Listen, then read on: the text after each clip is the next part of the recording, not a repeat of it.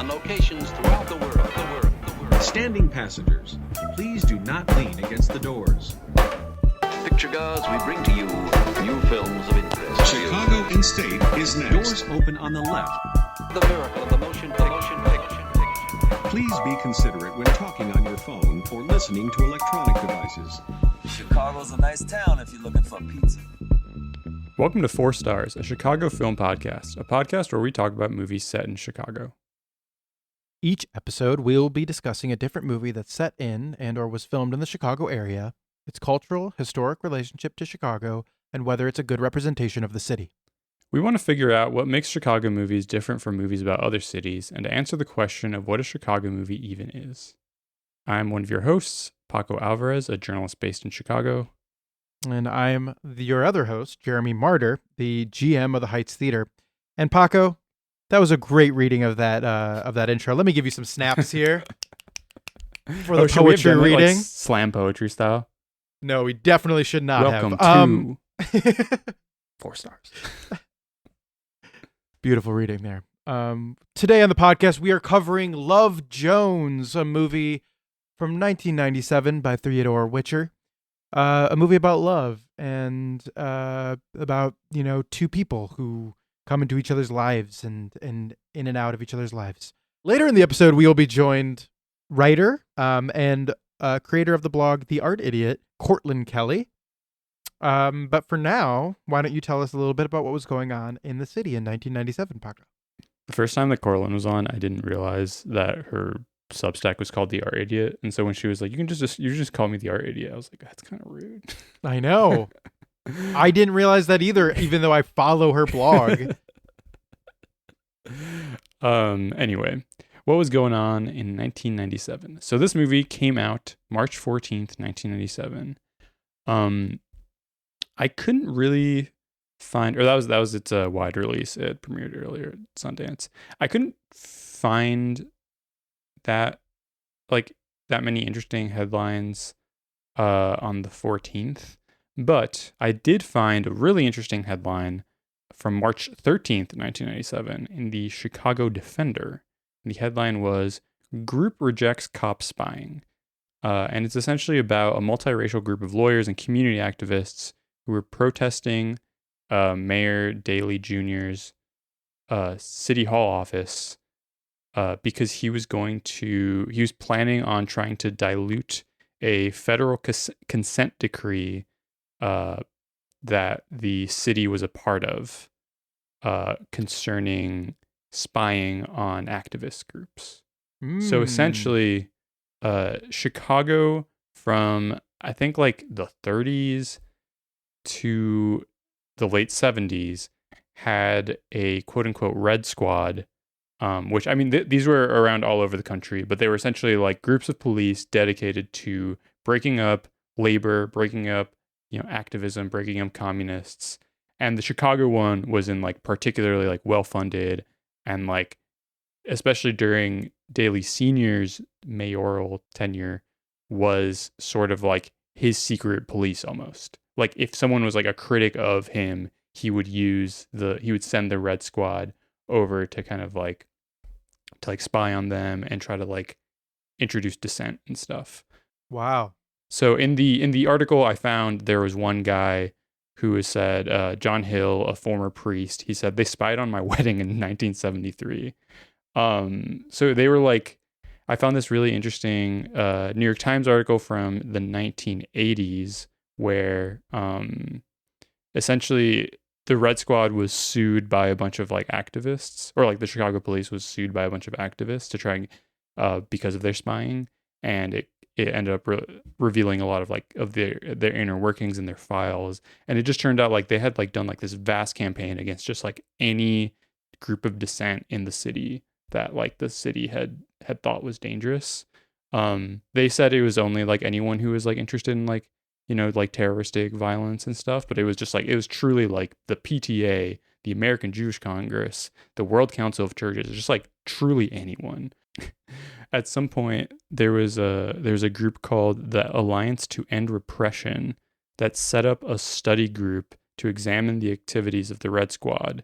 And the the group's findings, they were going to be used for the litigation against the police, but the alliance itself had already been infiltrated by the Red Squad. So they knew what the guys were preparing. Hell They yeah. like essentially were like just like sabotaging them from the beginning. Love to hear it. So yeah, they were just doing some crazy shit. They would like break into like activist office and like make it look like someone else was breaking in, or like make it seem like, oh, it was actually radicals doing it. But so that was mostly put to an end as a result of a federal consent decree in the early 80s. And in the 90s, Daley Jr. was trying to, get out of that consent decree. And so that's what this article is about. He failed. The decree was eventually diluted a bit in the early 2000s. And then I think in like 2008, they finally ended it. And the ACLU was kind of in charge of monitoring whether or not the police was actually abiding by the consent decree. And they were essentially like, the Chicago police hasn't been investigating any activities protected by the First Amendment, abiding by the consent decree, but they've essentially just been outsourcing that to the FBI. So like it didn't really like, it sort of solved the problem. Like the police weren't doing that anymore, but it kind of ended up just like kicking it up to the federal government anyway. Right. I love this quote here that says that Depp was talking about, that the administration can misrepresent the consent decree all they want, but the citizens of Chicago will know that this is the ghost of Richard J. Daley come back to bug us again. Richie, you should be ashamed. We will not give you back the First Amendment on a platter. Let the Constitution alone. Yeah. I love that. Yeah. That's a great line. The ghost of Richard J. Daley come back to bug us again. That's fantastic oration. Yeah. Chicago's so interesting when it comes to this like push and pull of like labor, anti-labor. Like there's this real streak. Like when I think about the city, of course you think about Haymarket riots, but you also think about, the Chicago boys, and you think about there's this like very deep history of going in both directions. Yeah, we're on the cutting edge of radicalism and on the cutting edge of like counterinsurgency. The absolute worst that this country has to offer. Yeah. So that's the city of Chicago, baby. Love it. But yeah, that's what was going on at the time. That and the Bulls were winning their second of 3 championships in a row. March. Yeah, so sorry. So repeat would be the second in the second three-peat. Yeah. So the 5th championship of the Jordan era. Because they won 3 in a row, then Jordan retired for 2 years, and then they won 3 in a row again. Mm-hmm. So March of 97 should have been when, the playoffs are starting, right? No, it was June. Fuck. But they were in the middle of the season, one of the best bowl season of all time, and they would go on to beat the Jazz in the series 4-2. So, go Bulls, baby. Go Michael Jordan. Are you going to ask the same thing I was about to say? No, Are we going to do the Last Dance? Yeah, I was about to ask that. We should do the Last Dance. We should do the Last Dance. It's really good. Should we have like a group of different Chicago sports people to cover that? Oh, maybe. Or just Chicago gambling addicts? Yeah, exactly. It's all the same nowadays. And now a conversation with the art idiot, Cortlyn Kelly.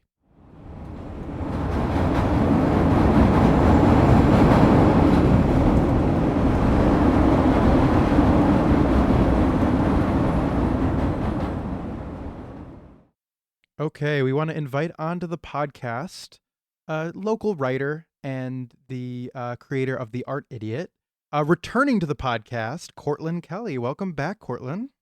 Hi, I'm so excited to be back, and I'm so honored to be the first returning guest. I think hopefully the first one went well enough. Yeah. And here we are. You passed the test. We needed you on a main line episode. You came on, if anyone has not listened to that episode, to talk about the short films of the Chicago International Film Festival, which was really great. But now you don't get to talk about a short, you get to talk about a long. We're talking Love Jones here on the podcast, which I'm very, very excited to talk to you both about. I don't know about you guys, but I was kicking my little feet last night watching this movie, curled up on my couch, all cozy. This is such a warm bath of a movie. It is. It seriously lights something on fire inside of you. Maybe multiple things, but warm bath is such a beautiful, poetic, like kind way to put it. And I think in the same way that like to me, baths are kind of messy, and this movie is messy. Yeah. So Oh, yeah. that's a great comparison to get us I'm started. ready. I'm ready to dig into the mess. I'm ready to. You've already invoked poetry. I'm ready to talk poetry, photography, art, the '90s. Let's talk about it. Let's dig in. So why did you choose this movie as being the movie you wanted to talk about, Cortlyn? Love Jones, when I first saw this movie, it's something I think I had seen in my household as a kid, but when I really first watched it and understood its amazingness, like as an adult, and like, going to log it on Letterboxd, I want to say it's 2021 or 2022, and no one I know has seen this movie. And it wasn't like it was on everyone's watch list and it was hard to find. Like no one has seen this. No, it's not really been on the radar. And that's to say, like, I will make a little asterisk here with like, of course, the Black community and like in Chicago knows this movie. But a lot of the like cinephile community, a lot of people that seek out rom-coms and like speak of like so many greats like Oh, When Harry Met Sally or Notting Hill and those sort of like honest relationship like movies. Love Jones doesn't get tossed in the conversation. And I also am like so drawn to this movie because is a reason that it's so overlooked is because it's like Theodore Witcher's one and only. What happened to this man?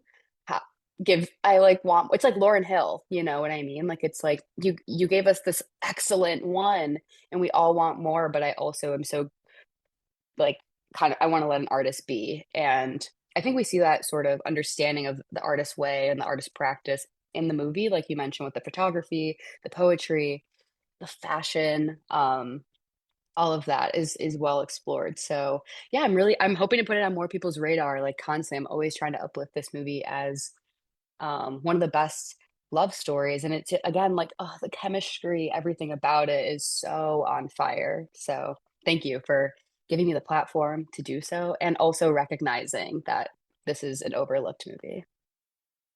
I would say that the '90s are probably the most important decade to talk about independent film. I know independent film in America really launched in the late '80s with Sex, Lies, and Videotape and other films, but the '90s is what everyone thinks of when they think of independent cinema. I would say this is not a movie that gets lumped in with that crowd, and it should be. This is incredibly important work in those terms. I don't know if this is necessarily an independent movie, and I think that's maybe part of like why Witcher hasn't. I mean, I guess I don't know the extent to which like he's tried to make things and hasn't been able to. Is this a studio movie? It was made by New Line. New Line? Yeah. It was so Witcher was like right out of Columbia College, and he got hired to write a movie for Albert and Alan Hughes, the Hughes brothers who made Menace to Society. Right, Menace to Society. And Dead Presidents. So he was like gonna make a follow-up for them. Like he originally was gonna write a movie like kind of like in that vein for them, I think. And then he instead wrote this he wrote I think like a few scripts, and like this is the one that they picked up. But I do wonder if because I was thinking about this, it's like there's so many like independent movies from like the 90s and after about like white people that are like similar to this, and like all those directors have made like a billion movies that are bad, but like this one director, like he made this movie that's really wonderful, and like it doesn't seem like I think it didn't do that well financially, and it doesn't, I think like I feel like he was dropped into like the Hollywood bucket, and like if you don't, it's like kind of sink or swim in that situation versus independent film where you can kind of like build up, So I am correct when I say that this is an independent film because this was released at Sundance. This was ahead of Sundance, and it was produced independently and then released by New Line. But you're right, Paco, that it doesn't get that same sort of, I looked up this movie, and there's so many movies that are like Sundance movies from this same era or right after this era that get a lot of attention. I accidentally just clicked on Brittany Runs a Marathon. Do you remember that movie? No, because no one does. I actually do remember, but no. But there's, this type of Sundance movie. That I think this movie is a lot more authentic version of that same thing. I'm very excited to talk about the characters in this movie because I think that this movie understands something about being in your 20s. Is that the age that we think these characters are in? They're firmly in their 20s, right? For sure. Yeah, Yeah. definitely. And I wouldn't even say like that early 20s, like at least like mid to late, because it's like, I guess I don't want to get too into it, but the way they're like, I want to commit to you, but I also don't know if I'm ready to do that. And I think that that's like the age range of the mid to late 20s of when you like want to settle down, you need to do that soon, but you're scared, and there's like that sense of like fear and everything when it comes to relationships. It's really well explored. Thank you guys for giving that like background too on him working with like the Hughes brothers. And I forgot this was a Sundance movie, and just speaking to that kind of like label of like, oh, it's a Sundance movie has really evolved a lot in almost 30 years. Yeah.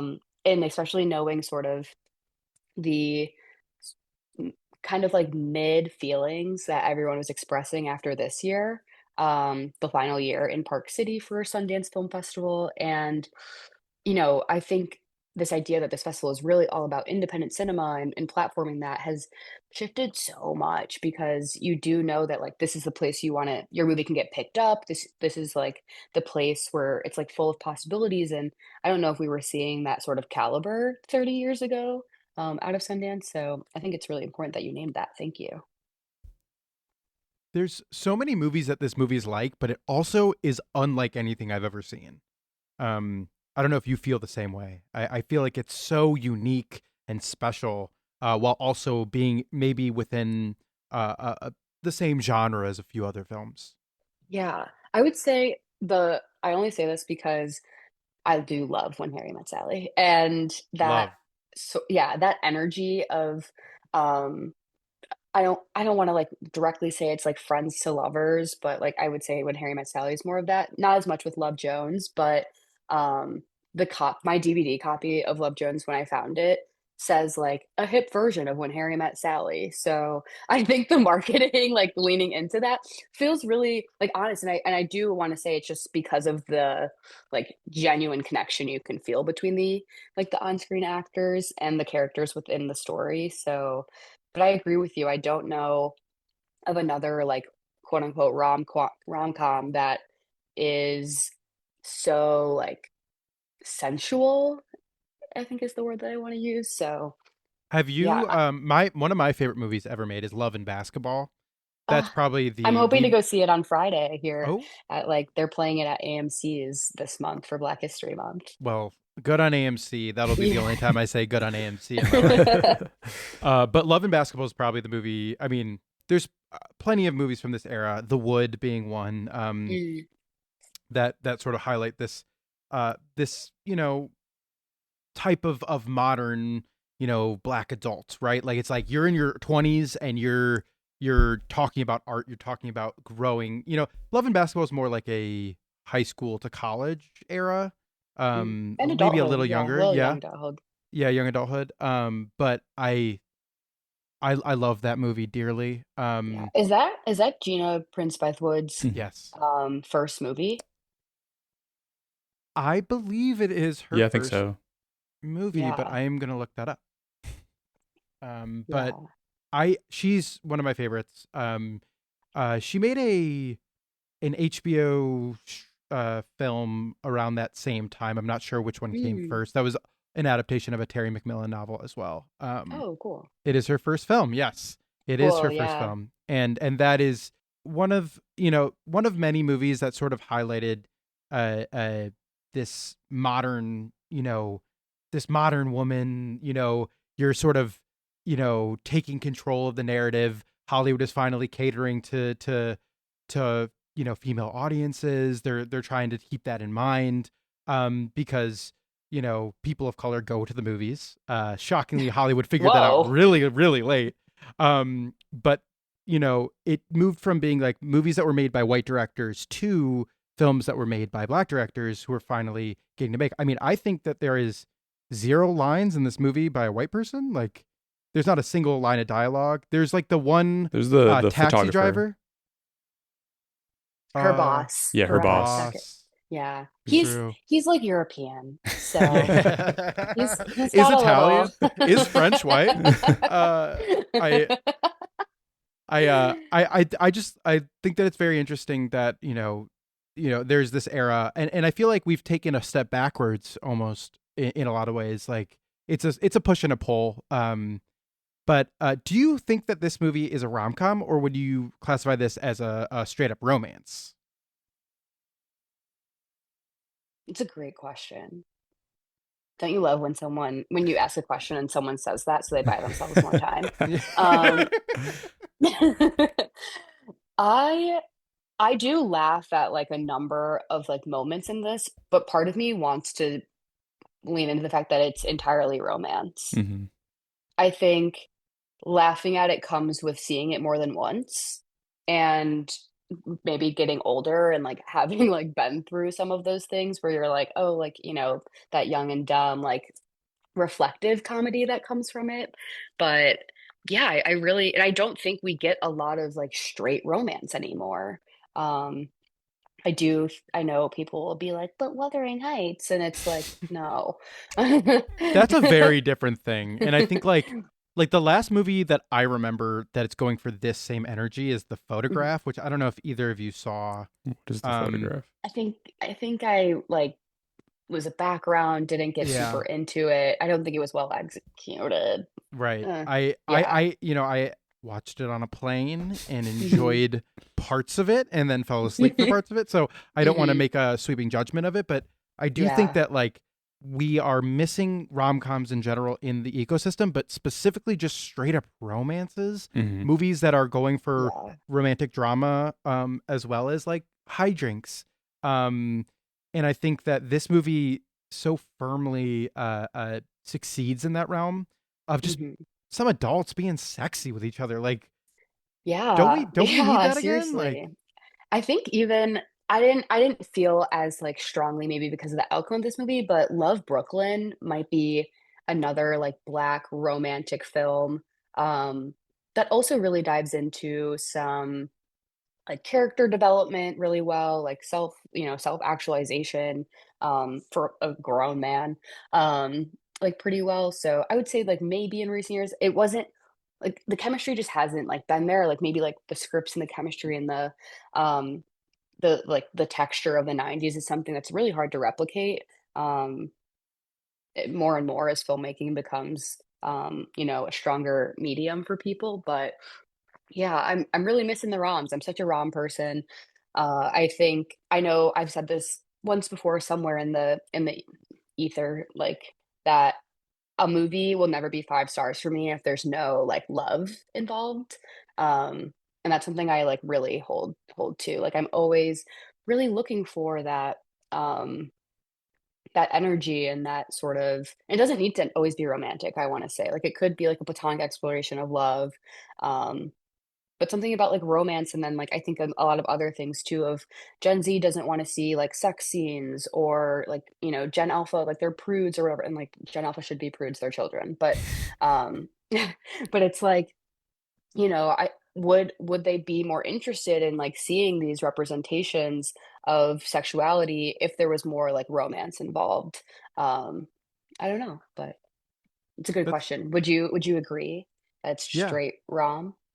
I love depictions of romance. I love complicated conversations between friend groups. I love those scenes set in those the both the poetry hall and the club and these different areas where there's just friends having conversations about love and life and all these things. And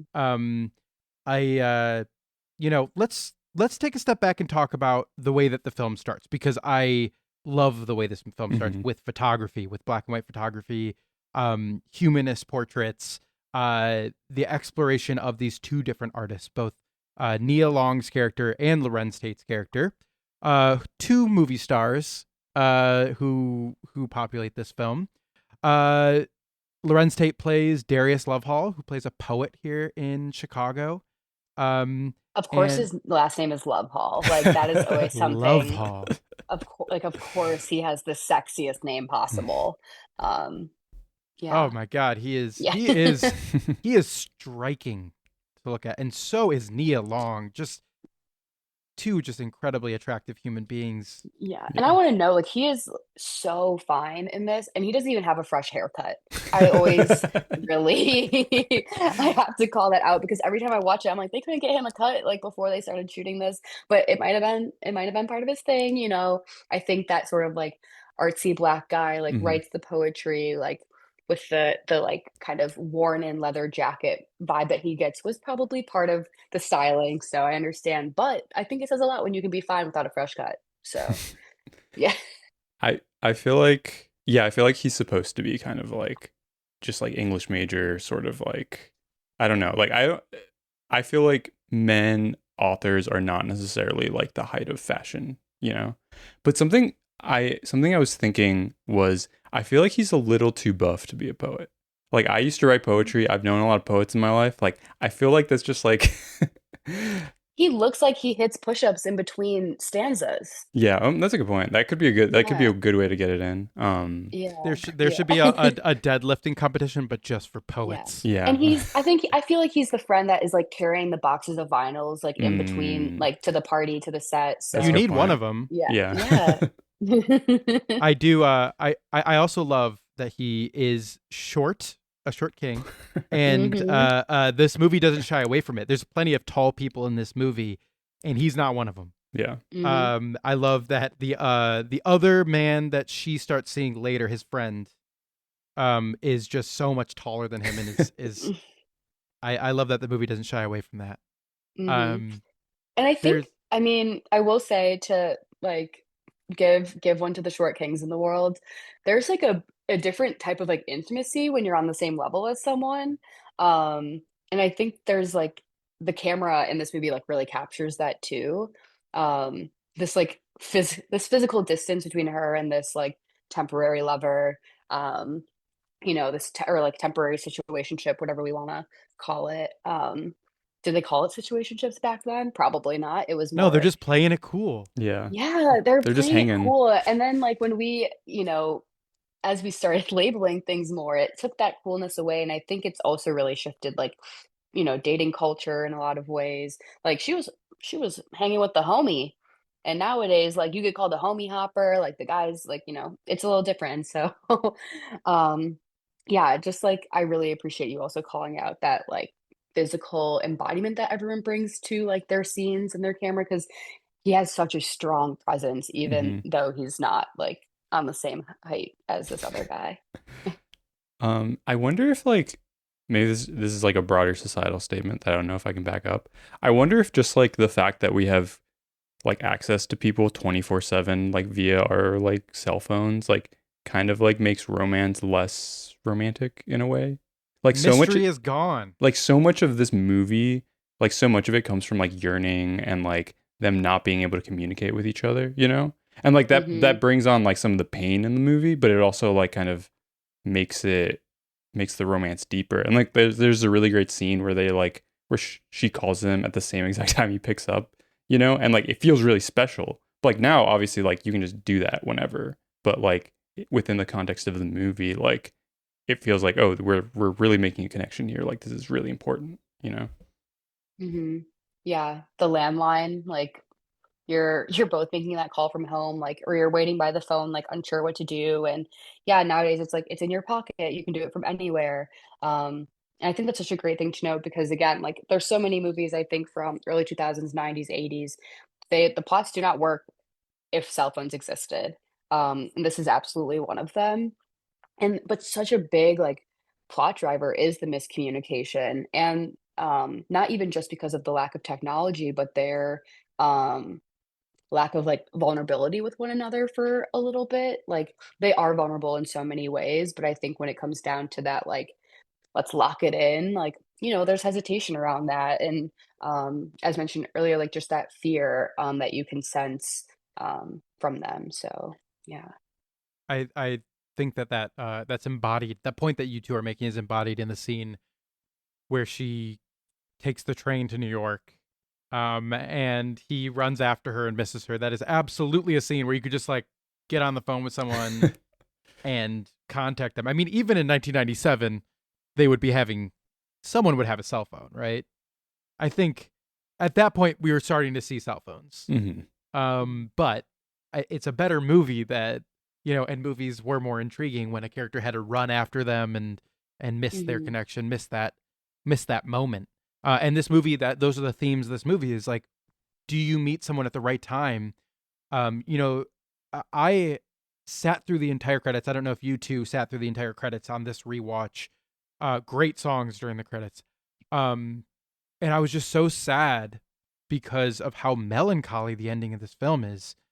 It's not a triumphant ending. She says, like, once again, you reached me at the wrong point in my life. And the point that he makes is not trying to tell her that this is the right moment, but that he lives in the present. So we don't know that next chapter. We don't know what happens next with these characters. Do you two have an opinion on what happens after this movie ends between these two characters? Is there a continuation of this love story? Does it repeat its many cycles? I would like to say that I think it repeats some cycles a few more times and maybe until those lessons are learned. And maybe that's like the astrologer girly in me, like thinking about like the cyclical behavior of relationships. And maybe it was Mercury retrograde constantly when they were trying to do this. Like they just couldn't, they couldn't get on the same page. But I also think that their modes of communicating are so different, like, or their modes of communicating and their artistic practice are so different. Like, I'd be so curious how they evolved within that beyond like what we see in the final scene, because I think hopefully we can include some spoilers, but at the end, Nina, right? I Nia. always Oh, her Nina. character's I'm name. sorry. Her Yeah, name okay, is no. Nina. You are correct. And I did this, that's why I was like questioning. I'm It's like, I so know her close to name's her Nina. name. It's Yeah. so close. And so at the end when Nina like goes out of her comfort zone and like attempts this sort of like spoken word, really like you could tell it was for herself. Like she was not going up there to do that to reach him in a way. But I don't know if um I don't know if that like sort of I don't know if he ever crossed that boundary for her. And but tell me if I'm maybe missing something that you guys can see in there. All I was thinking about in that last scene when she's doing that poetry reading, how embarrassing it must be for him that she gets up on stage her first time doing poetry and she's better than him. Like crazy to like immediately be upstage. That's like if he took up the camera and was better at taking photos. But I understand what you mean. I think that at the end there, she's doing that for her. It's a moment of closure. It's almost. I mean, when she throws out the book at the end, it's devastating for me. I'm like, go get the book. That's a good poem. You just, but now that I bring it up, I do want to ask you guys: do you think his poetry is good? I mean, I think it's implied that he was making it up on the spot, right? The first one, the sex one, Yeah. Like when he, like the one for Nina. between the thighs one. Yeah. I think Oh my god, I was cringing so hard. Stop. I would cringe so hard. Like I actually one time there's this place here in Chicago called Gallery Cabaret. Oh yeah. Galley Cabaret. Yeah. And like they have some open mics, and one time someone went up there and dedicated something to me, and I actually wanted to die. It was so awful. And and it wasn't like a Jesus. poem. They were like singing. It was so rough. And I say that to say, like, if that happened to me, I also like I would just be so hot from uncomfortableness that I think what saves him is his delivery. And I think, Yeah. yeah, he's just like he's a smooth talker, and that worked well in his favor. But outside of that, I don't know if I was really into his poetry. I think a real Chicago crowd would be harsher to him. Like, I think there would be some people who are into it and some people who would be like, no, and vocal about it. Because I don't know, every stand-up in the city of Chicago has mentioned a point in their life where they've been booed off the stage, because Chicago is one of the hardest places to perform. Chicagoans are very honest if they don't like something. Wait, that's so funny. I am such an easy laugh that you want me in your audience, Oh, me guys. too. I would give you a laugh just to get the thing over with, to be like, ha ha ha, like, please end. Get off stage. Get off stage. Like, even if I don't like a thing, I'm gonna laugh at it because I'm just gonna be like, it's awkward. I got to fill the space. But every comedian I've talked to, especially comedians who were around in the '90s and the 2000s, were like, Chicago's one of the hardest places to get a laugh. That is something that people talk about to this day, which is why it makes such good comedians, because you have to earn that respect. Slam poetry, on the other hand, Mm. sort of, I don't know what the vibe is. I've sat through some of the worst slam poetry of my life in college. There was a thing at my college. I'm not going to bring this up, am I? There was a thing that like my dorm would do that would be like performance space. Anytime the dorm is putting on something, you already know. Well, that's what I'm saying. I don't want to. Anything that is like the worst version of that art is hard to sit through. And so like I had to sit through some bad poetry, which probably made me less likely to go venture out and see some of the better versions. But I have then since like been able to see some really good poetry readings and some talented artists. So I do respect the form a lot, but I'm not likely to go out on the town and see some poetry. Yeah, I guess I feel like for me, it feels like he's sort of, especially among his friends, but maybe among like the larger scene within the movie, he's sort of seen as more like kind of established and kind of like because he knows like the guy, his friend Ed, who leads the open mic. He knows him. He knows From the musician. Initiative. Yeah, from the Initiative, from Buffy. Sorry, he's in Buffy. And he knows the musicians. So I feel like, if anything, I feel like the crowd is probably like used to him and they probably like him, and they were like, so I don't know if they would actually boo him in real life. I think like, I feel like there's a lot of people in poetry and music, like everywhere, where like they're really established and they're really well connected. So people are willing to let their worse aspects like are kind of like willing to like shrug that off, because it's like, oh well, like we love this guy, like, you know, he's one of us, and like he's like known for among his friends as like he's writing a book. Like I think he's like kind of supposed to be like kind of like an up and comer who's like kind of sort of known. Terrible That's name for a also, book, by the like- way. Yeah. Oh, sorry. No, you're good. I was gonna say that's also a very Chicago behavior of like not really like, oh, I know this guy, like I'm gonna let him fail and like be bad and not really hold him accountable. And that there's good things to that because we allow people to maybe like experiment, but then I don't think there's great accountability or constructive criticism or like criticism with care that comes from that kind of dynamic. So it's interesting like how many like Chicago sort of vibes this movie captures too. Maybe without, I mean, I wasn't alive, but it was, I can imagine like that's crazy. It's kind of always been an undertone or sort of like a model of relationships for the movie. Yeah. Isn't it really interesting, Cortlyn, that we had you on for 2 films that explore the scene in Chicago? Because part of the short films that you covered That's true. for Chicago International, do you remember the name of that short? It's escaping my grasp right now. It was just a fucking opening. Or it's just It was a just fucking Oh, It's it's just just a a fucking fucking opening. Mm-hmm. is exploring that- some of these same things. Yeah, that is, oh, what a good like connection you just made there. That is, and that's so interesting, just the sort of like soil that creatives grow in here in Chicago. And I know before we were hitting record, like I was expressing too, like in my like professional work, just really being ingrained into so much of like uplifting the Chicago creative community and like working through different like pain points that may be. And I also wanted to call out like I don't know of too many like out like specific clubs that you would go to where you have these open mics. Nowadays it's a lot of that sort of independent programming, pop-up programming is so popular. And that's not really only a Chicago thing. It's kind of a nationwide thing for creatives. And I think that has its place, but I think it's also like it's birthed because of this like lack of infrastructure or institutional support of creativity and exploring that nowadays. So I know I always like would ask my parents, I'm like, "Are you guys like at the slam poetry like on a on a Friday or Saturday?" Or I know like a few like reggae clubs and everything that were so popular that I feel like they would have visited in Love Jones don't exist anymore. Yeah, like what's left? Like Kingston Mines, right? Like there's like a Mhm. few reggae clubs. There's a few places like this, but that where do they what's the name of the place that they say she's like we're gonna go all the way to the north side and then they cut?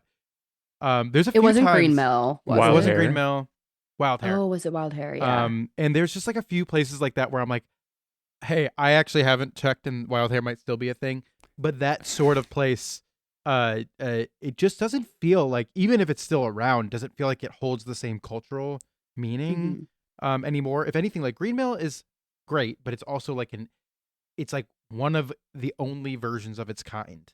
And Mhm. that sort of thing just used to be everywhere and used to have your local version of that. Mm-hmm. And you didn't Right. have to like go to Uptown in order to go to that. Like, Right. so Yeah, especially in like Bronzeville, like these historically black neighborhoods, that were like a huge, ideal for black artists, like, within jazz, blues, hip hop, like as rap was kind of becoming more thing, like they wanted to go perform in these neighborhoods. And I also think like as we're talking about like neighborhood and like location in which they're shooting, like that really sort of romantic scene when they're like walking by the Buckingham Yeah. fountain amazing. and and it's like, who is walking by the Buckingham Fountain as a local, like just I just don't think that's like super common. I know I did it in high No. school. Yeah. When I'm like, oh, let's go hold hands and take a picture, or whatever.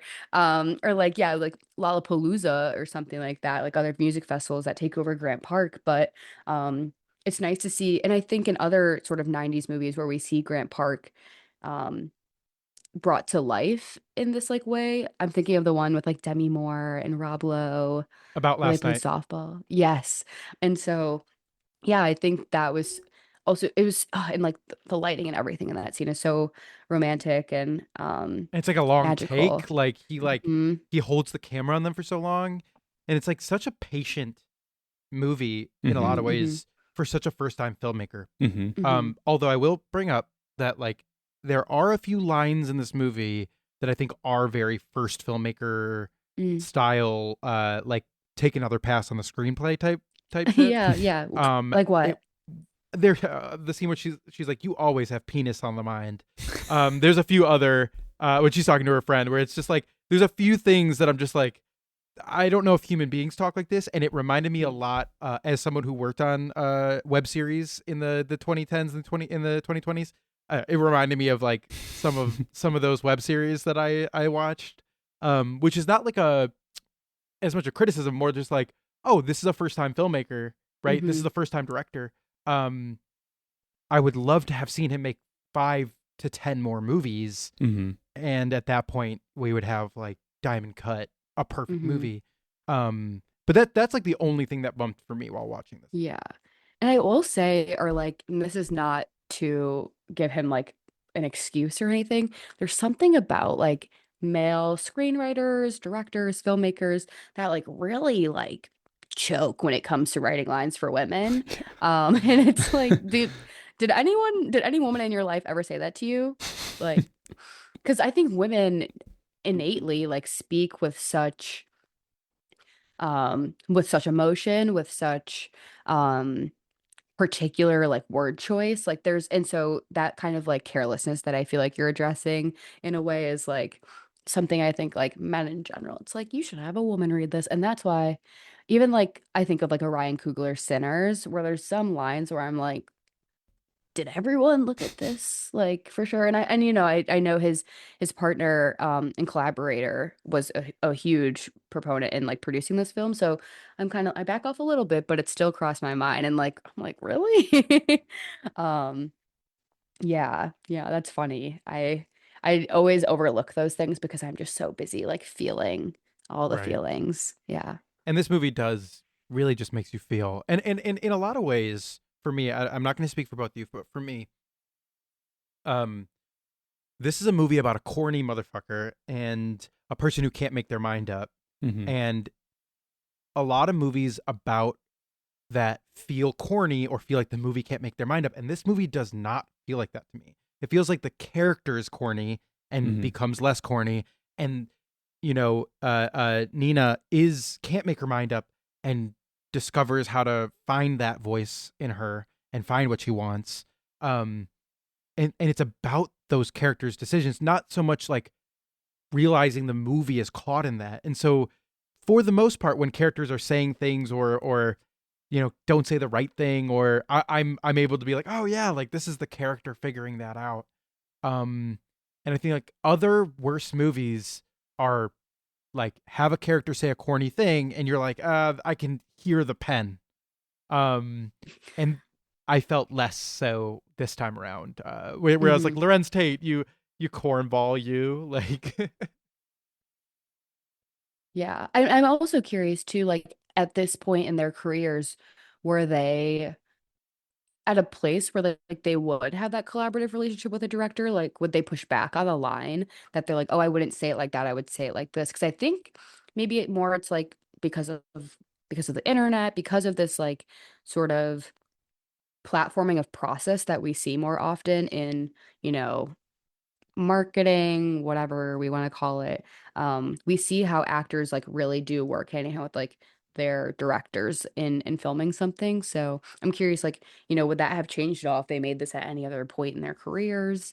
Um, I don't know. I know if you guys did a ton of like background on this movie. I've actually like never have taken the time to look up like behind the scene videos, and I think I don't want to because I like want to keep this like perfect little picture of it in my brain, but I don't know how they've ever like spoken on it or what the process was like for them or if they think about it as like specially as I do. But I'm gonna be putting it on my radar for like a 30-year anniversary sort of celebration soon. Yeah. Yeah, I don't know how much the actors had a say and stuff. I do feel like it was sort of like because Witcher like wrote the script and is directing. I think he maybe had. I think like I don't know how much room for collaboration there was. I mean, I'm sure there was like in terms of like chemistry Mhm. and stuff, but in terms on like a script level, I think most of the stuff I found about the movie was just about how different it was from other like movies about black people there were at the time. Just like how like a lot of like Mhm. it was a lot of like movies about like gangsters and like poorer people and stuff like that. And so I think like the way that they were framing this movie and they were trying to publicize it was like, here's for people who like aren't necessarily represented typically when it comes to black people in media, you know? I think Yeah, that's such a good point. there's a quote that he has, Witcher. yeah, that Witcher has just about how like, but just like how he wasn't from the hood and he wasn't bourgeoisie. He was somewhere in the middle. And like, that's how all his friends were. And he Mhm. wanted a movie to represent that. And like, there's a lot of movies about like white people who are like middle class and like, or like up and coming Mhm. in arts, but like not really like this was kind of like the big one in the 90s about like young black people. Yeah. Again, that's such a good point. I think knowing that he was trying to create some type of reflection of like his own experience and the experience of people that he knows is so powerful for a number of reasons. But I think also in, we referenced a few of those like Here's Brothers movies earlier with like Menace to Society, Dead Presidents, which I saw at Music Box because someone in Bleak Week. our little bubble had, yeah. Yeah, I think it Was was it Blake Bleak Week. Week? Yeah. Yeah, it was like almost a year ago. Um and yeah, with those films, like there is such a like interesting side to, the Black experience in America that is like important to like capture. But again, like what was Hollywood supporting and getting behind? And it Hmm. was those more um harsh, like violent, like representations.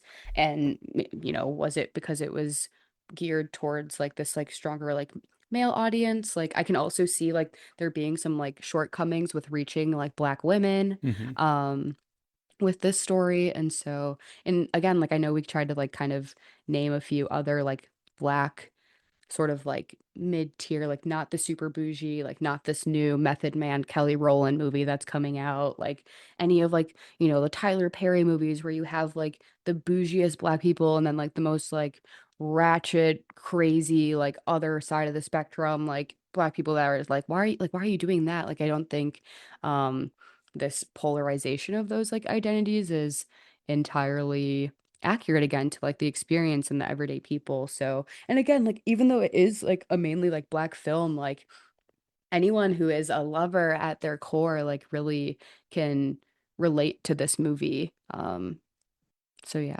that's so interesting too that We're naming a lot of these movies that are about that identity. And I think Poetic Justice is one that's very near Mhm. and dear to my heart. Another movie about a poet. And there's so many movies from this era that aim to be about this, like you're saying, this in between, the community that more reflects reality for most people's lives. And the same year, and there's another Chicago movie, Soul Food, which I feel like also tries to mine a lot of that Mm. experience. The Best Man being another one. There's a lot of movies from this era that that stand out as being reflective of those communities.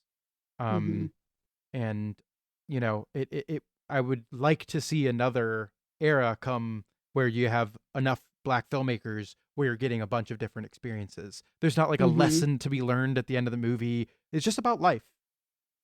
Yeah, absolutely. And I think recently with the, movies from Black filmmakers that I've been seeing, or like, I don't, I try to seek out as many as possible, but with what I've been seeing, mostly from, speaking to feature films, of course, there's like a lot of shorts that exist with our local filmmakers, but there's like a really deep like exploration of like the familial love and kind of like again like this pivot away from like romance or like a romantic partnership. And I think that's also like so beautiful and kind of like representative of like trying to counter any potential like revisionist histories, like speaking to the times. And so I also like I hope we get back to a place where we can make movies that don't need to be so politically like heavy or and that's not it's not a bad thing. I do like again, art is political. That's really great. I don't sense that with this movie. Like that's I'm not really gleaning a social like political commentary as much as I am about the struggles of just being a young dumb 20 something trying to be in love or whatever. Yeah, I feel like the issue is just like there's not enough there's not enough movies being made, and there's not enough like money being given to like younger Black people to make movies, so that it feels like whenever there is a big one, it ends up like externally getting this like significance that maybe it doesn't want to reach to, or maybe people are like pushed into trying to reach for significance that maybe like they aren't like ready for yet. Like I think like you just need, I don't know, I feel like if we just had more movies in general, like it wouldn't feel like every movie had to be like a political statement, but because we have so few Mm-hmm. movies, people are kind of like, you kind of have to a certain extent. Mm-hmm. Like trying, oh, I'm the only one here. Like you take on this like ownership or like this responsibility that perhaps maybe you aren't like prepared for. And I know there's a lot of like, we could easily connect this to when celebrities are like, I'm just a celebrity. Like, don't look at me to say anything here. Um, I think that's very different from when you're like making the art. Hmm. Like your art should say something. Um, I'm not, that is up to you of what it should say, but um yeah, I totally understand what you're saying of like this weight that you hold because like you're one of so few. And I feel like right now I'm really thinking of like Nia DaCosta and how she's made like a few bangers like back to back in like the recent years. Um and she has like kind of branched all around and like to all identities and to all like genres, honestly. Um, so in such an interesting way that like I really hope that someone like her can continue to carry that momentum. Um, forward and continues to like be able to like make the movies that she wants to make and work with work with the same cast like over and over again if that's what she wants to do. So they develop that sort of like Linklater Hawk relationship or something. Did you guys see 1001? That Oh, Tiana yeah. Taylor, A.V. Rockwell movie. A.V. Yeah. Rockwell seems like one of those directors that I would love to just be able to see her make like, you know, 15 movies with different casts Hmm. and different types, whatever she wants to make. I think that would It was a be beautiful so film, great. That yeah. movie's beautiful, and another Sundance movie Mm-hmm. that I feel like is mining similar territory. Or maybe she'll be able to make a movie that is a romance or a movie that is, you know, I hope they don't just like sign her on to make, I don't know, a Marvel movie. Like, Mm-hmm. but that's the pipeline these days. I mean, even Nia DaCosta had to go through a Marvel movie. Hmm. Yeah. Um, Yeah. And did that help her in the long run? Did it get her like name recognized by bigger studios? Like I like to think so. Especially when I see something like Hedda, which like Justice for Hedda, like that movie is just like ugh, like it deserved a theatrical release and um it's so stunning and again like a sensual movie, another like very like romantic, mysterious, messy um kind of portrayal. And I'm trying to think of I can't remember the director's name of like On Becoming a Guinea Fowl, but oh yeah. yeah, I'm thinking of just like there's a lot of um non-American like black folks that I think Hmm. are putting forth really strong movies as well. And that like capturing of the diaspora, I'd be really curious to see more like Afro-Latino like representation within cinema or like Hollywood cinema, I should say.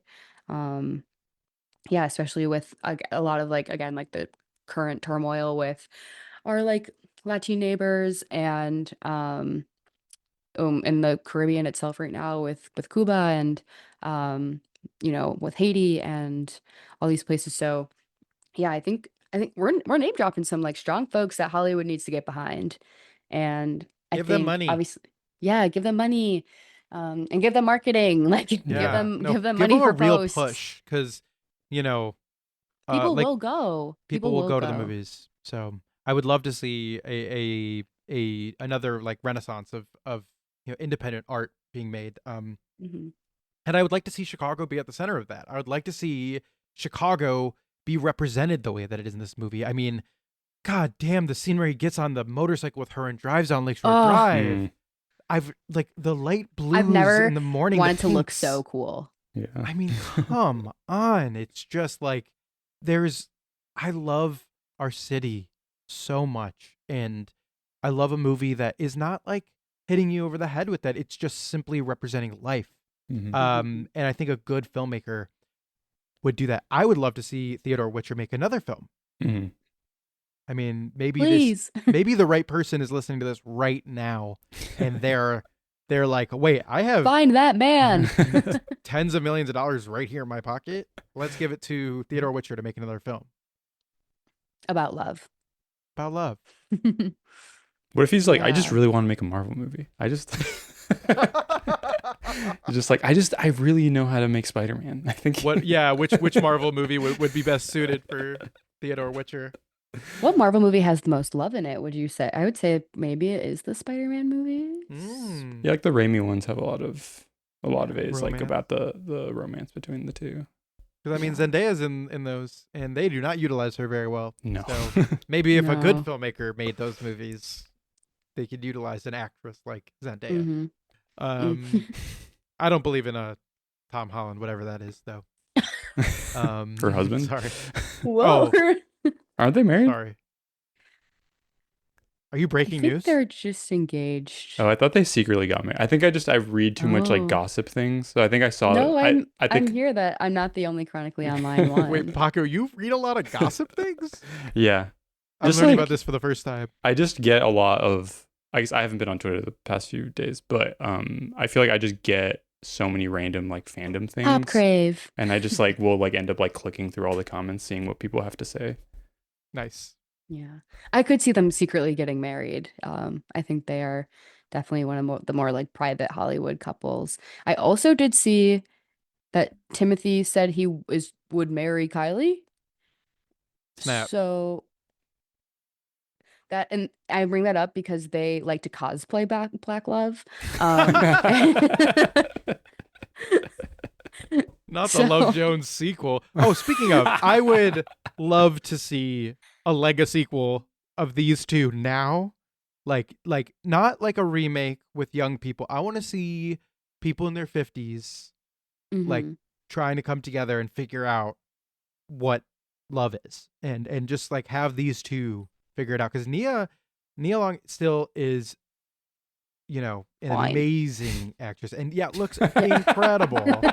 And I mean, I think it like did multiple Chicago things. Wasn't she on Empire? Yeah.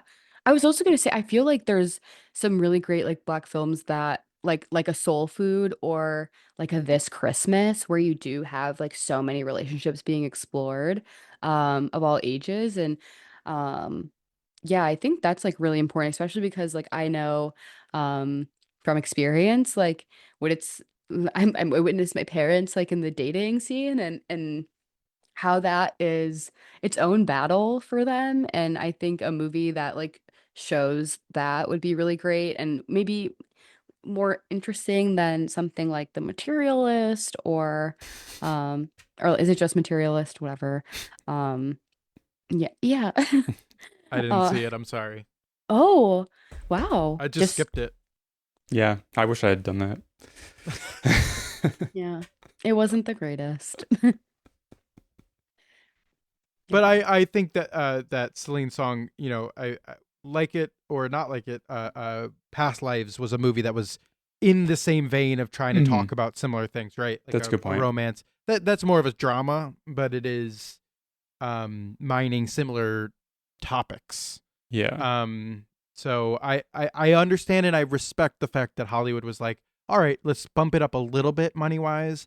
Let's give her $15 million to make this movie or whatever. There's actually no way that movie costs that much money, right? I mean, Dakota Johnson's pretty. I mean, the actors just for their fees must have been pretty high. Spoiler for The Materialist and spoiler for someone who did not see the movie. Is it true that movie's about a leg lengthening surgery? Yeah. Again, shout out to the Short Kings. Which one? Is it Pedro Pascal? Mm-hmm. So he gets his legs broken and turned into long. You See see it? the You can scar. see it. Yeah, you see the scars maybe? Yeah, they show his like scarred legs, and he admits it. It's like his big confession. Oh, Because he's like, he's the Yeah. perfect guy, but here's this one problem. He's That he short. used to be Yeah. short? Yeah. okay. Well, let's move on from that. I think that the music in this movie is so good. And Paco, I'm gonna have to push back. The soundtrack is amazing. The soundtrack is so good. I'm gonna push back against Paco a little bit because you said his fashion wasn't good, but everything he wore, I would wear. Like, No, Well- the fashion is so good. I want to be from 1997. Like, The fashion is so good. I need every single hat that is worn in this come movie. Like on. they don't. I need the hats. I need the jeans. All the jeans are so Oh, good. The jeans that he's wearing with no shirt on when it's just him in the kitchen cooking the omelet. I'm like, And I'm like, do you have drawers on? Like, are you No, are there's no you way. commando I know in some it, jeans right now? and I know it smells in there. However, I'm still very into it. I think that like what she wears is so fantastic. What she's wearing during like when she's doing her poetry read is so iconic. Yeah. And that like little split. Oh my god, so good. Just all the Yeah. looks. Come on. The Bulls with the backwards hat when he's like leaning back. And then his little glasses. Little glasses. The glasses. Again, that motorcycle scene when they have like their leather on, and it's like, is this the Matrix? Like, oh my gosh. They have that shit on. Yeah, no, the fashion is so good, and I think people aren't dripped out like that anymore. It's hard, maybe it's hard to date because nobody's wearing anything that's like somewhat attractive. Like nothing fits anyone anymore. And I'm not saying I'm not guilty of this, but also I'm partnered up, so I don't gotta look good Yeah, for nobody. exactly. But myself. And it's very bleak out there when it comes to like fashion. It keeps getting worse. Like, I think we did see a big turn in 2020 with athleisure. inventing that again. Inventing words is like really Yeah. ruining us as a society. Situationship, athleisure. What's next? Oh, Loker genuinely. If I just read that word one more time. We live in a hellscape. I want to just meet someone at also in a committed relationship. Don't want to actually meet someone, but the idea of meeting someone at a record shop, you know what I mean? Like you're just like you're having walking them by. get my address and show up at my freaking house. Crazy. Okay, so like it seems a little creepy at first, right? It's very And creepy. 100%. However, she then makes it very clear that her thing is that she wants to be pursued. Like she goes to New York and she wants him to stop her. And then that crazy scene, which is one of my favorite scenes, when he's downstairs and she's upstairs and she's like looking back and being like, is he going to don't come upstairs? Like that is her language and he has to learn that. Again, don't track someone down to their house. Don't track someone down to their house. Still crazy. It's crazy. Luckily I know that sort of like familiarity, that pre-established, like, you know, my friends, I kind of know your friends, so I know you might not kill me. But like if that happened nowadays, I'd be like, I would not open the door. No. Yeah. No. You also like, it was crazy. How would you even do that now? Because like, it's really funny that she paid a check for like a CD. Can you imagine having to You like cash a breach some check? data? Yeah. Yeah. I guess it's actually incredibly easy to find anyone's address. But if you're registered to vote, you can find someone's address. And low key, if you can't find it, that means you're not registered to vote. And like, should you be dating them? I want to bring up Isaiah Washington because it's he's so good in the movie. I think that, like, what do you guys think of the friends and the other characters?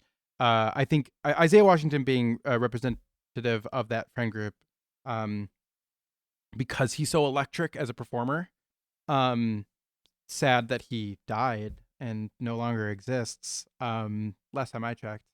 But he's not dead, guys. He just is a Trump supporter. Oh no. But he you both started looking it up. I was like, huh? Like, oh my god. No, I think he just sucks. But he's so magnetic. And all that the friend group are just like such interesting performers. I wish I knew more about their work. Likewise, like I think there's like a few crucial scenes, especially like you mentioned earlier, where they're all gathering and they're talking, and I don't feel like we get a lot of those like moments in movies anymore where we have, or like I don't know if maybe people aren't being vulnerable with their friends like as often, having these open conversations, but I think I agree with you. He is very magnetic in this, and like really disappointing to hear he's not magnetic in real life. Well, he had the whole thing with the he got kicked off the cast of Grey's Anatomy because he was homophobic, right? Oh, whoa. He like hate crimed someone on that Oh set. my god. Or something. Cut this out if that's not true. Cut this out if it's not true. I think that he like famously got kicked off of Grey's Anatomy, y'all. That's crazy. Because he was homophobic to one of the actors. Yes, you're right. Okay. Allegedly. No. Allegedly. Oh, by the way, that happened. Yeah. Anyway, I'm sorry. I thought this was a conversation we were all having together. The funny thing about I was watching this movie with Caitlin, but separately. We were both on the phone, and I'm watching this movie. I'm kicking my little feet, and Caitlin goes, "You love being in black people's business," and I was like. I'm watching the movie. The whole point of the movie is that this is their business. But either way, it was a very funny line. That's so funny. Shout out to Caitlin. I think my fellow Cancer. Yep, Cancerian. Yeah, Chicago Black Cancerians. I love to see it. Unite. I love. This is an emotional movie. Speaking of cancers, this is a deep well of emotion movie. Also, lack of communication. Mm-hmm. There's there's a deep, rich well of emotion in this movie that I think is not tapped in most rom-coms. I think even like some of the best rom-coms I think are lack emotion. They're just trying to be bubbly. And this movie like really Mm-hmm. lets the characters sit and feel. It's a little longer than most rom-coms. It's closer to 2 hours as opposed to an hour and a half. Mm-hmm. Mm-hmm. And I think it allows for that realistic cycle of a relationship because of that. Yeah. And I want to add to that on the note, like when we were talking about script, like it's not like they're outside of their art, they're sort of like actions that we see or hear a lot of these emotions expressed. We just see them. And we feel them alongside, whether it's in like facial expressions or distractions that they're sort of like getting into. We can like it's so clear to us, the audience, even when it's not clear to them as characters. And I think that is so like it's so rich and something that like it really leans into like film as a visual medium. And nowadays I think a lot of like roms or rom-coms are explaining everything, and I think that also maybe represents relationships nowadays. Like, I know I'm someone where I'm like, but we didn't talk about this. And like, and we didn't like, that sort of need to sort of like investigate every single thing. And maybe it's the cancer in me of like really wanting to explore the depths of those emotions and then like trying to put the logic behind them or whatever it may be. Yeah. Yeah. Yeah, and I wonder also if like part of the the appeal of the movie and kind of what adds to the romance is sort of like their miscommunication and the fact that like so much of it is like through looks and like I feel like a movie about like a perfectly healthy relationship would be kind of boring. Like okay, like you guys like you solve all your problems and like you love each other like whatever. But like when you're creating problems when your biggest problem is like you have to like get over yourself. I think that like adds a lot to the movie because it like there's stakes to it. There's like they both want to be Mhm. themselves but they want to be with the other person and like what do they have to compromise to get to that point? And like that's really what and the movie, and I think both of you brought up about the end. Like, there's no like set answer. They don't like come to the conclusion like, okay, like we're both going to be good now.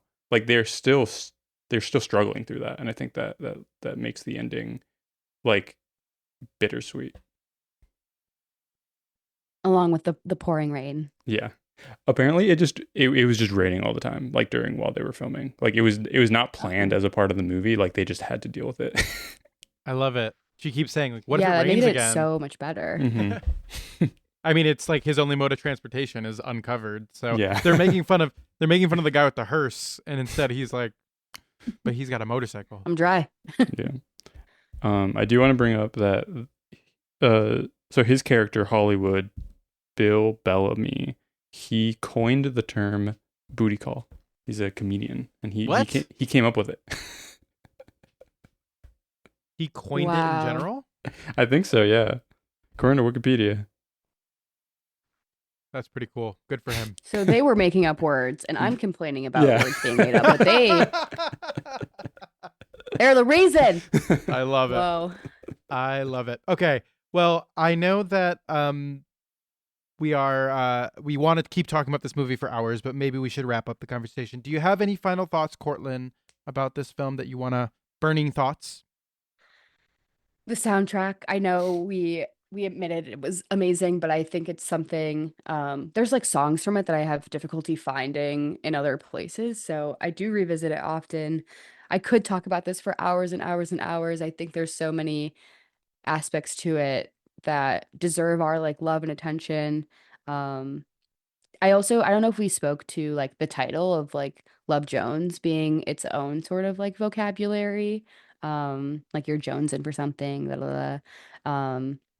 So yeah, I think this is it's so rich in every single way. I am so grateful that we got to talk about it. And if you have not seen this movie, go like it's at your local like resale store, I swear. Like just go get it. It's probably $2. Put it in your shitty MacBook and watch it. Like it is so worth it. And I'm so grateful. Shout out to Chicago. Shout out to the lovers. Um, Is there a Criterion release of this film, right? Yes. Yeah. Buy this movie on physical media. Support independent filmmakers. This movie rocks. It's so Yeah. good. Paco, you have any final thoughts? I really like the scene when I think it's on their like first date where they go dancing, and it's just like them dancing to reggae music, and it's like super red Ugh. everywhere. It looks almost like Blade, you know? It's just like super good. That's what Theodore Witcher should do. He should, if he had any Marvel movie, he should do Blade. Yeah, that's a good point. I would see his Blade movie. Let's I agree completely, but you brought up a date spot. So we want to ask Cortlyn a question that we've been asking all of our guests what restaurant they'd recommend from Chicago. But since Cortlyn, you are our first returning guest, we want to ask you a more advanced question. What is your favorite date spot in Chicago? My favorite date spot is the movie theater. Yep. And my partner, unfortunately, does not like the seats at Music Box because he's quote unquote too big to sit in them for long periods of time. So we do often find ourselves at the Davis and our local AMC. And we ventured out to Doc Films last year in a snowstorm to see, it was his first time to see Love Jones. So yeah, we're always at the movies. The movies are a place for romance. I love whenever Music Box has a proposal on its marquee. It's like so sweet.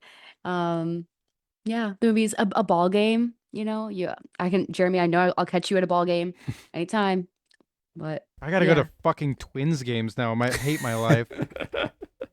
Do the Sox play there this year? Yeah, they're going to. They're going to be. Okay. I've already have it on my schedule. But I will come back to Chicago, and we should go catch a game together. Absolutely, of course, I'm around and happy to do so. What are y'all's favorite date spots? So I get to ask you the question in reverse. Oh.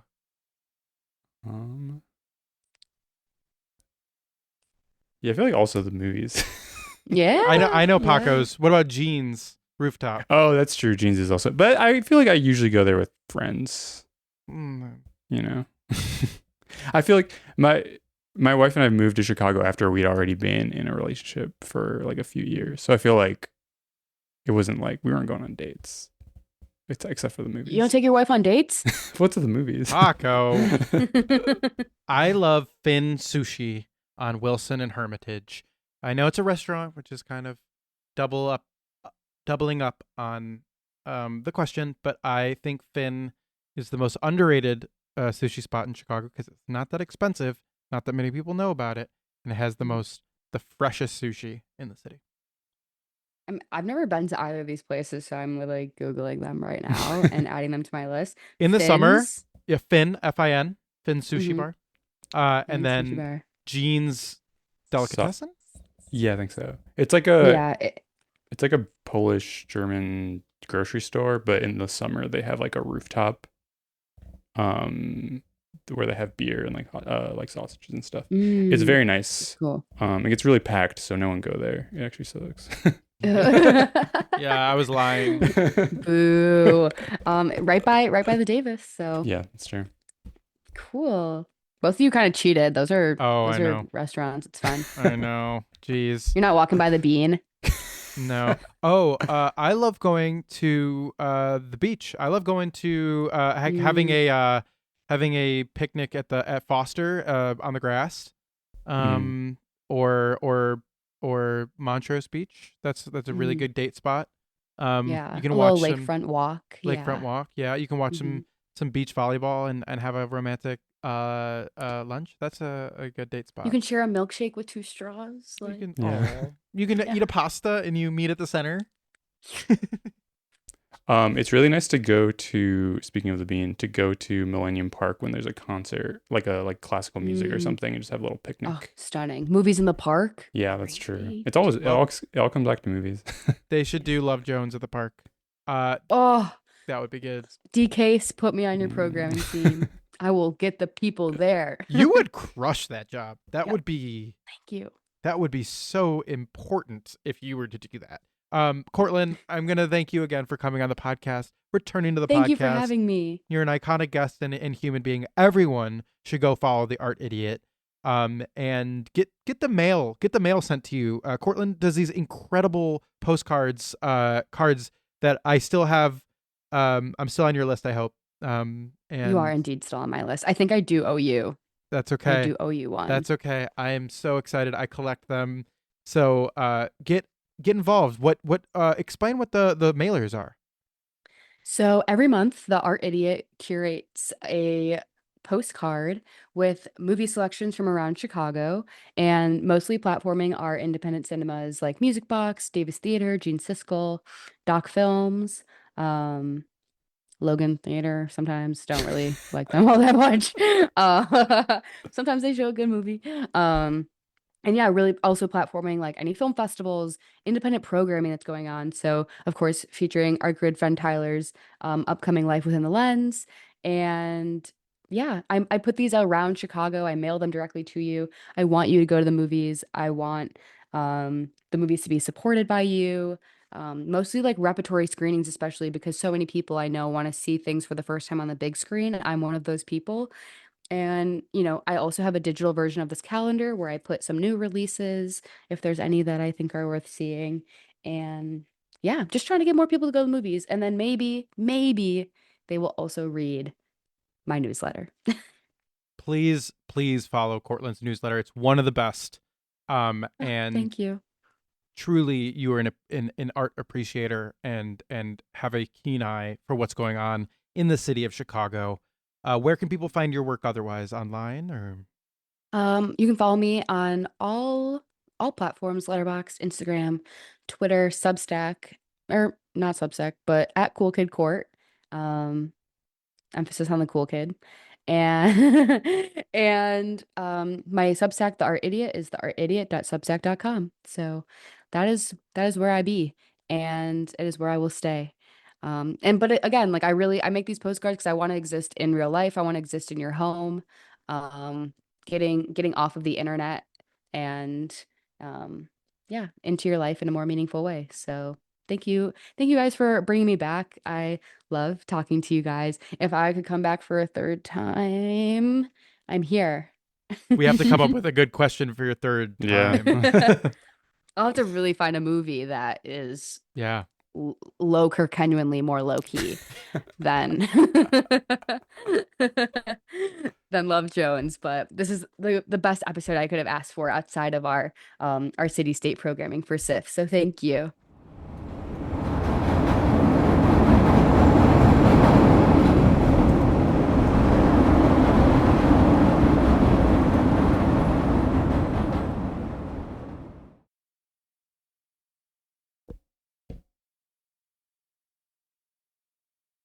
All right. Thank you so much, Cortlyn Kelly, for coming on the podcast.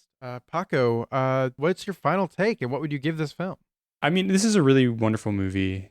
It's nice to watch a movie that is willing to let its characters just hang out and, interact with one another. It's not like super pressed about plot or pacing in any way. Like, I think it's got like a really nice kind of hangout vibe. Like, obviously by the end, the even in the end, like the kind of stressful like breakup stuff isn't that stressful. It feels very natural, It feels really like the characters like start like reflecting on their own problems. It feels really realistic and naturalistic to a certain extent.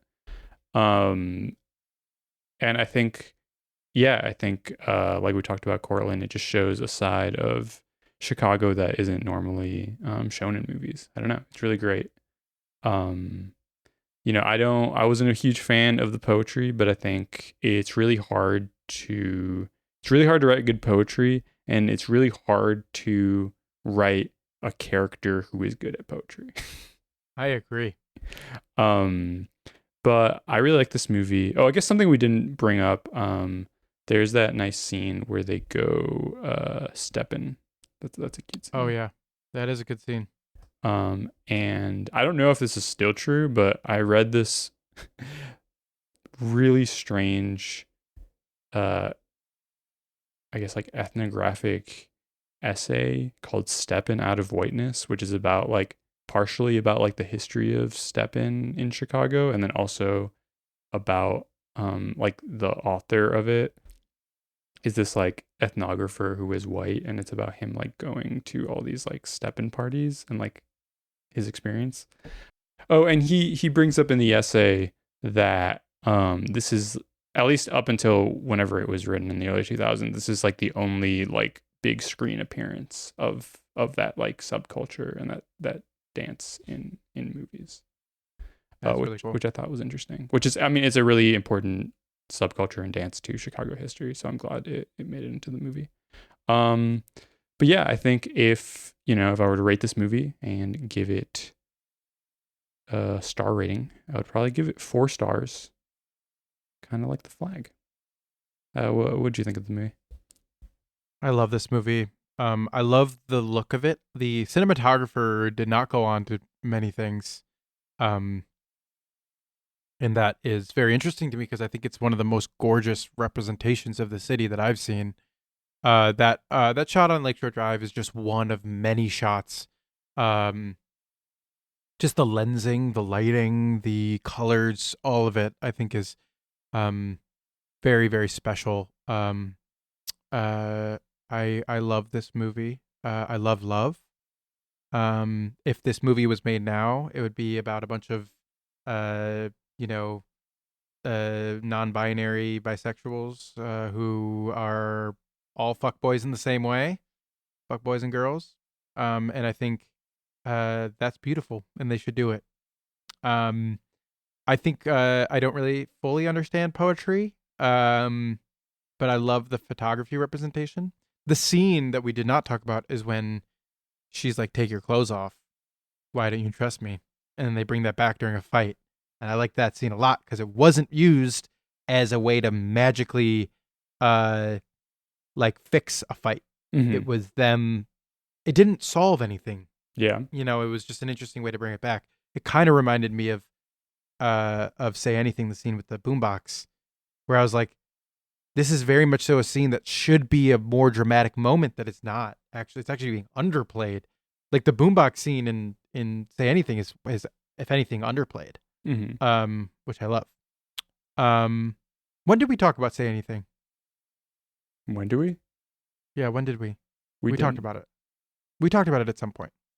Just didn't in we? General? Or in what? Did we talk about during High Fidelity? We might have just brought it up. Anyway, this is not the point. The point is that this is a very special movie. I found it very compelling. Riley's friend from The Initiative was very good in it. Was he playing a gay character, or was that just subtext? He just did poetry, but I don't think he was. I think they mentioned him having girlfriends. Okay. Sure. Otherwise, I give this movie, if I had to, 4 snaps. Nice. And now something I would like to start doing from going forward, that I've stolen from other podcasts that I enjoy doing, is it'd be nice if we could maybe each give a recommendation for our listeners of, something to watch, something to read, something. Do you have any recommendations? Yeah, I have been deep into Oscar rewatch, because at the Heights here we're doing a whole Oscar catch-up, and I just rewatched The Secret Agent again, and I know that we pushed for it hard on our episode, but really, if anyone has not watched The Secret Agent yet, or if they did and it sort of like didn't hit them completely, I recommend a rewatch because so much came to me on second watch that I found so compelling. That movie is so vibrant, so full of life. I didn't get to finish it because I was at work and I was watching it, but what a picture. We're also starting One Battle After Another this weekend, and I'm really excited to watch that on 70 again, because I was very tired the one and only time I watched that movie. So I would like to watch that with a fresh, a nap under my belt or something. A few small beers. After a few small beers. So that's what I'll recommend. I'll recommend The Secret Agent and One Battle After Another. I keep hearing people describe The Secret Agent as like confusing or like esoteric. A lot of people have told me that leaving. That's so weird. I really do think it's people do not know the history of South America. Like, I really think a lot makes sense if you understand at least like a cursory amount of South American politics. That's so interesting. Yeah. I guess speaking of a movie that you sort of need context for, but not really. It's pretty good at explaining it.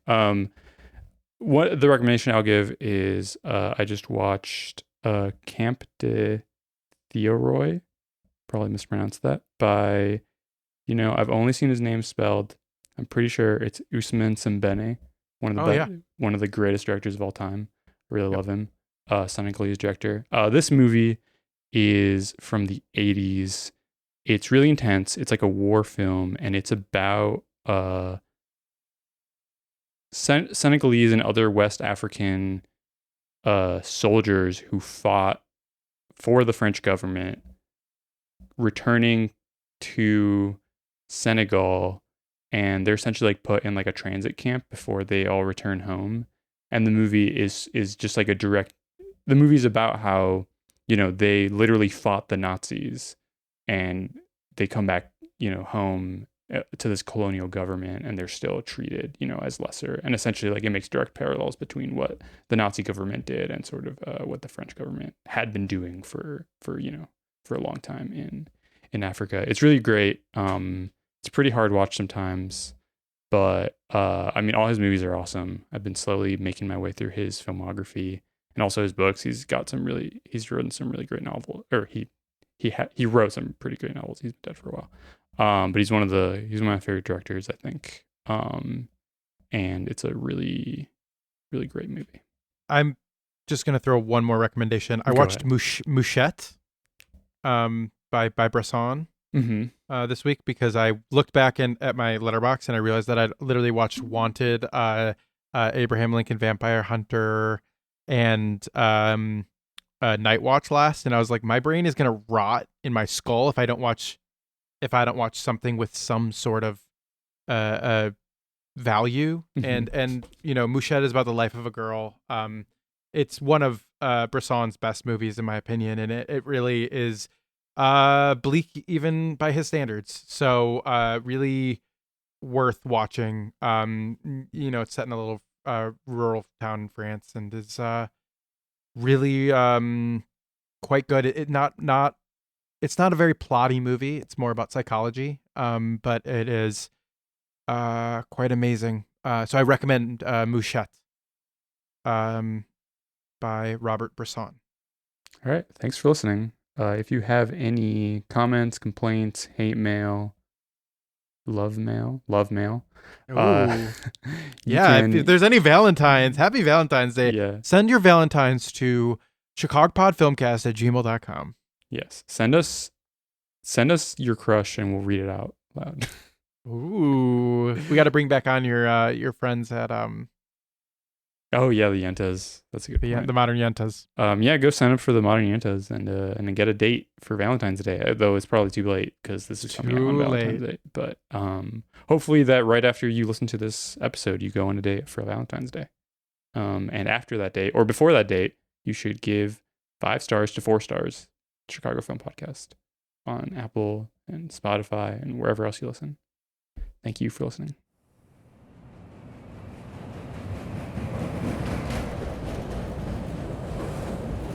Please be considerate when talking on your phone or listening to electronic devices.